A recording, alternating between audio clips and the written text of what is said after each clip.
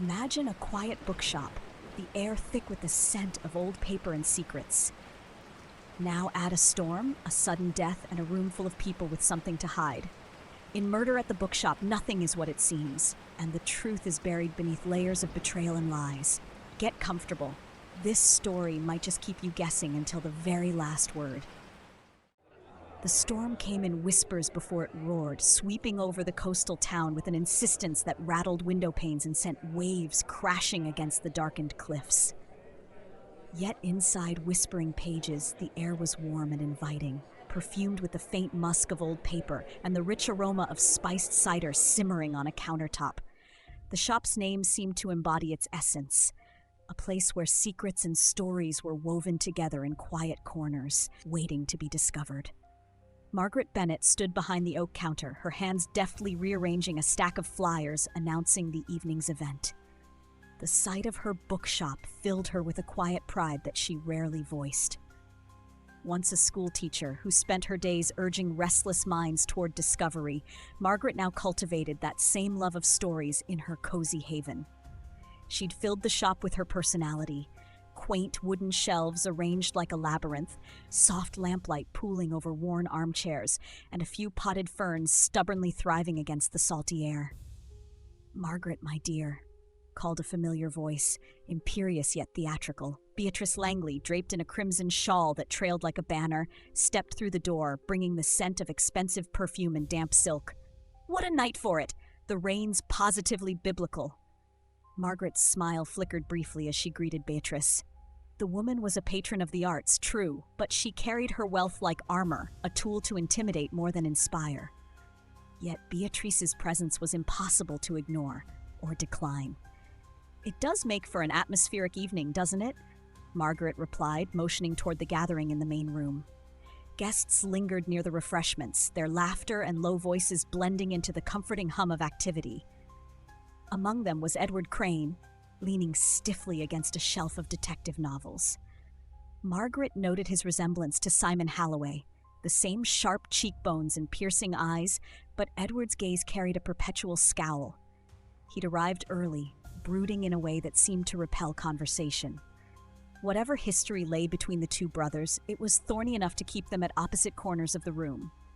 Closer to the fireplace stood Clara Ridgway, her youthful energy practically radiating through her smartly tailored jacket. She fidgeted with her recorder, angling for the best position to capture every word of the evening. The young journalist had introduced herself with an eagerness that Margaret admired but found slightly exhausting. "Excuse me, Mrs. Bennett," Clara had said earlier, "can you tell me if Mr. Halloway might hint at his next project tonight? Just a hint for the readers?" Margaret's polite response had done little to curb Clara's enthusiasm, and now the girl hovered near the fireplace, scribbling in her notebook as if uncovering some grand conspiracy. Finally, Margaret's gaze landed on Inspector Harrington. He'd arrived unobtrusively, shaking off the rain and murmuring his greetings before finding a spot near the back. There was a quiet confidence to him, an economy of movement that suggested a man used to observing rather than participating. Margaret knew little of him beyond whispers of his sharp mind and his history in the town, but there was something steadying about his presence. At the center of it all was Simon Halloway himself, seated at a table near the poetry section. His reclusive nature seemed at odds with his celebrity, but tonight he donned the role of public figure with begrudging charm. Margaret noticed how his smile didn't quite reach his eyes as he signed book after book, exchanging pleasantries with practiced ease. The storm outside intensified as the clock struck 7, and Margaret stepped forward to address the gathering. Her voice, clear and warm, carried over the room. "Ladies and gentlemen, thank you for braving the weather to join us tonight. It's not every day we welcome such a distinguished guest. Simon Halloway's novels have kept us on the edge of our seats, and his return to our town is nothing short of thrilling." A polite round of applause rippled through the room, though Margaret caught the faintest tightening of Simon's jaw. The moment passed quickly as he rose to address the crowd, his words measured but charismatic. As Simon spoke about his love of mysteries and the inspirations behind his work, Margaret's gaze wandered across the room. She'd spent enough years among students to recognize tension when she saw it. Beatrice's eyes gleamed with something sharper than admiration. Edward's knuckles whitened against the edge of the bookshelf. Even Clara's scribbling seemed almost frantic, as though she sensed an unspoken undercurrent. And then there was Harrington. His posture relaxed, but his gaze alert, as if he, too, was cataloging every nuance in the room. Margaret turned her attention back to Simon, who had just begun reading a passage from his latest novel. The storm's fury seemed to rise in tandem with his words, the wind howling through the cracks of the shop. A clap of thunder punctuated his sentence, drawing murmurs from the audience. It was a fitting prelude, Margaret thought with a shiver she couldn't quite place. Tonight, the bookshop felt alive, not just with the hum of voices, but with something deeper, an undercurrent, waiting to surface. The evening unfolded with a deceptive calm, but Margaret could feel tension tightening its grip on the room. Simon Halloway's reading had been met with polite applause, yet his interaction with Beatrice Langley quickly overshadowed the night. Margaret first noticed it in the sharpness of Beatrice's tone as she approached Simon with an imperious air. "I must say, Mr. Halloway," Beatrice began, her voice cutting through the murmur of conversation, "your latest work bears an uncanny resemblance to my late husband's unpublished manuscript." A hush fell over the room. Simon's eyes narrowed, but he forced a smile. "A coincidence, I'm sure," he replied smoothly, though the tension in his voice betrayed him. Beatrice wasn't deterred. "A coincidence, indeed. How fortunate that my husband shared his drafts with so few people." Margaret's stomach churned as the exchange grew sharper. Guests exchanged uneasy glances, and even Edward Crane seemed to bristle at the accusation. Clara Ridgway, ever the opportunist, had already started jotting notes, her eyes gleaming with the scent of a scandal. The storm outside roared louder, rattling the windows as the lights flickered. A collective gasp rippled through the shop when the room plunged into momentary darkness. Margaret's breath hitched. She groped for the lantern she kept behind the counter, her pulse quickening as she heard the shuffle of feet and a muffled cry. The lights returned, casting an eerie glow over the room. Beatrice Langley lay crumpled in the poetry section, her crimson shawl spilling like blood onto the floor. In her hand was a rare first edition of Keats, the leather cover marred by the imprint of her trembling fingers. "Good heavens," Margaret whispered, hurrying toward the scene, but it was Inspector Harrington who knelt beside Beatrice, his fingers searching for a pulse. His expression darkened as he straightened. "She's dead," he announced grimly. The room erupted in gasps and murmurs. Simon Halloway froze, his complexion ashen. Clara clutched her notebook like a lifeline while Edward's jaw tightened. "Everyone stay where you are," Harrington commanded, his voice firm but calm. "The storm has locked us in, and until we determine what happened, no one leaves." Margaret felt her breath catch as she surveyed the room. Beatrice's hand, still clutching the book, drew her eye. A folded piece of paper peeked from its pages. Harrington noticed it too, and carefully extracted the note. His brow furrowed as he read the scrawled handwriting. "What does it say?" Margaret asked, her voice steadier than she felt. Harrington hesitated. "It appears to be Simon's handwriting." A ripple of shock spread through the room. Simon's eyes widened. "That's impossible! I've never seen that note before." "And yet here it is," Harrington replied evenly. "Margaret, I may need your help. Your knowledge of books and people might be invaluable here." Margaret swallowed hard, her mind already racing. The storm raged on outside, but inside, whispering pages, the true tempest was only beginning. The bookshop had transformed into a cauldron of suspicion.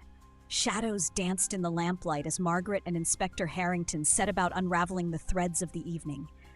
The scent of damp paper and wax from the candles lent an almost oppressive weight to the air. Simon Halloway sat stiffly in a chair near the counter, his hands clasped together. Harrington stood across from him, his stance both relaxed and firm. Margaret hovered nearby, her gaze flitting from Simon to the bookshelves behind him, searching for anything out of place. "The note, your handwriting," Harrington began, holding it aloft. "Can you explain it?" Simon's jaw tightened. "It's a forgery," he said firmly. "I've never written that note, nor have I seen it before." Margaret observed him carefully, noticing how his knuckles whitened as he gripped his hands. Was it fear, anger, or both? You have to believe me, Simon added, his voice softening slightly. Beatrice's accusations were absurd, but I'd never harm her. I've spent my life crafting stories, not destroying lives. And yet, Harrington replied coolly, Beatrice's public accusations threatened your career. You had motive. Simon shook his head vehemently. I'd rather face scandal than stoop to murder. As Simon spoke, Margaret's attention drifted to the counter beside him. 2 volumes Simon had signed earlier rested there, one bearing a slight smudge on its leather cover. Margaret's brow furrowed as she catalogued the detail, not definitive, but worth noting.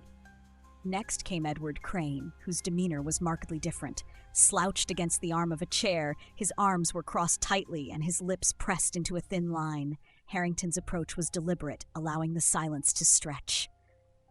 Edward, Harrington began, what exactly was your relationship with Beatrice Langley? Edward's laugh was bitter, almost dismissive. Relationship? She was a meddler, a troublemaker. Always had her nose in business that didn't concern her. But I didn't kill her, if that's what you're implying. Perhaps not, Harrington allowed, but you arrived tonight at her invitation, correct? Edward hesitated, his gaze flickering toward Simon. She asked me here. She said she had information about our family, something about father, but she never got the chance to tell me. She was too busy stirring up trouble with Simon. So you do admit she was targeting your family, Margaret interjected gently. And you were angry. Edward's hands clenched. Of course I was angry, but murder? That's Simon's realm, not mine. The barb landed awkwardly, and Harrington made a mental note of the bitterness laced in Edward's words. When Clara Ridgway's turn came, her usually vibrant demeanor was replaced by unease. The young journalist clutched her notepad tightly, her fingers trembling slightly. Beatrice and I had history, Clara admitted, her voice trembling. Years ago, she learned about a mistake I made early in my career. A fabricated story. She blackmailed me into writing puff pieces for her projects. She said she'd ruin me otherwise. Margaret's heart softened slightly, though her expression remained steady. And tonight, what did she demand of you? Clara's eyes darted around the room. She wanted me to smear Simon, said she'd finally leave me alone if I did, but I refused. I told her I was done being her pawn. That must have been a tense exchange, Harrington said, leaning forward. Did anyone overhear? Clara hesitated, then shook her head. No, we were in the corner by the history section, but I swear I didn't kill her. Margaret's gaze lingered on Clara's notepad. Something about its placement near the counter felt deliberate. She made a mental note to revisit it later. As the interrogations concluded, Margaret turned her attention to the bookshelves where Beatrice had fallen. With Harrington's assistance, she began methodically combing through the nearby shelves and display tables. Each volume revealed small, telling details. A book with a folded page corner, another with faint fingerprints on the cover.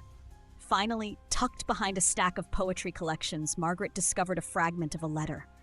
The ink was faded, but a chilling phrase was legible. Would destroy everything if revealed. Margaret showed the fragment to Harrington, who nodded gravely. This belonged to Beatrice. She knew something damning. The discovery prompted a search of Beatrice's belongings, leading to the revelation of a locked drawer in her bag. Within it, they found scraps of notes, incriminating details about various people, and even receipts for payments she had demanded. A ledger of grievances, Margaret murmured. She was blackmailing them all. Harrington examined a small vial found among the notes. His expression darkened. The poison, it matches the description from Simon's latest novel. Margaret's brow furrowed. This can't be a coincidence. She paused, then added quietly, but someone went to great lengths to implicate Simon. Too great, perhaps. The investigation was far from over, but the threads of suspicion had begun to weave a damning tapestry.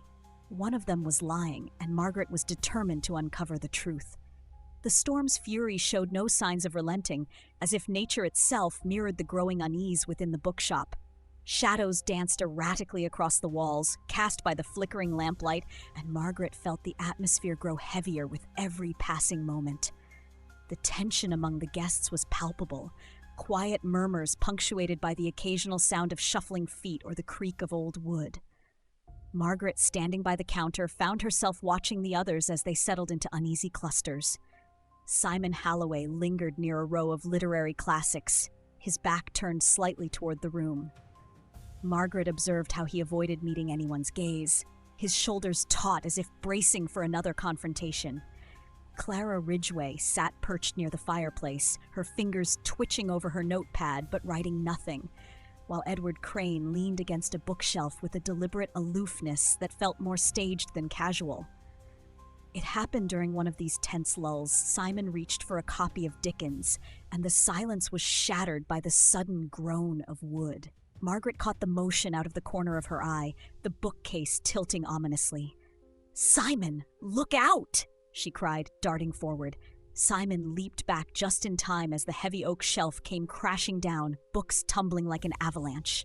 The sound was deafening, echoing through the confined space. Dust rose in a thin, choking plume as the room collectively gasped. Margaret's heart pounded as she knelt beside Simon, who had stumbled but was unharmed. Harrington, his movements sharp and purposeful, was already inspecting the fallen shelf. His eyes narrowed as he crouched beside the base. "That was no accident," he said grimly. "Someone pushed it." Simon's face was pale, his breathing uneven. "First Beatrice, now this," he murmured. "Someone wants me dead." Margaret placed a steadying hand on his arm. "You're safe for now, Simon, but we need answers." The other guests had gathered hesitantly, their expressions a mix of shock and suspicion. Harrington's sharp gaze swept the room. "No one leaves their spot until we examine this further," he ordered. Margaret joined him by the bookcase, carefully examining its edges and base. "There's no way it simply toppled over," she said quietly. "It's too heavy, and the angle of the fall suggests a deliberate shove." "The question is," Harrington replied, "who had the opportunity and motive to do it now?" As they spoke, Margaret noticed something among the scattered books, a slim volume with a torn dust jacket. She picked it up and flipped through the pages, her brow furrowing when a slip of paper fluttered out. It bore a hastily scrawled note. "You'll regret digging this up." "Another threat?" Margaret murmured, passing it to Harrington. "Someone's becoming desperate," he said. "But desperate people make mistakes." As the room settled again, Margaret made her rounds, her gaze sharp and searching. She found Clara standing rigidly near the fireplace, her eyes darting nervously toward the fallen bookcase. "Clara," Margaret said gently, drawing the journalist's attention, "you seemed particularly startled by the incident. Did you see anything?" Clara's hands trembled slightly as she clutched her notepad. I wasn't watching. I heard the noise and turned, but by then it was already falling." "And before that?" Margaret pressed. "You were watching Simon earlier, weren't you?" Clara hesitated, her gaze dropping to her notepad. I might have seen Edward moving behind him," she admitted, "but I thought he was just browsing." Margaret exchanged a glance with Harrington, who stepped forward. "Edward?" he called, his tone firm. Edward approached slowly, his expression guarded. "I suppose Clara's already blamed me for this?" "We're simply asking questions," Margaret interjected. "You were near the bookcase before it fell. Did you see anything unusual?" Edward scoffed. "Unusual? This whole night's been unusual. But no, I didn't touch the bookcase. If you want to point fingers, why not look at Simon? He's the one who keeps dodging things falling around him." "Or perhaps," Margaret said softly, "someone wants us to think he's the target when the real aim is misdirection." Edward's jaw tightened, but he said nothing more. Margaret's mind turned over the possibilities as she moved to the poetry section, where Beatrice had fallen. The bookshelves were pristine, but Margaret noticed a faint smear on the edge of a nearby table, as though someone had brushed against it with something oily. She touched it lightly and brought her fingers to her nose. The scent was faint but unmistakable. "Lanolin," she murmured. Harrington appeared at her side. "What is it?" "Lanolin. It's used in some leather treatments," Margaret explained. "Someone might have handled a treated item recently." "Beatrice's bag," Harrington said. Together they retrieved the bag and examined it more closely. The leather straps were worn but well maintained, and the faint residue of lanolin was present. A small compartment inside the bag revealed an additional piece of folded paper, this one bearing a partial list of names, including Simon's and Edward's. "Her ledger of threats continues to grow," Harrington remarked. "But the question remains, who felt cornered enough to kill her?"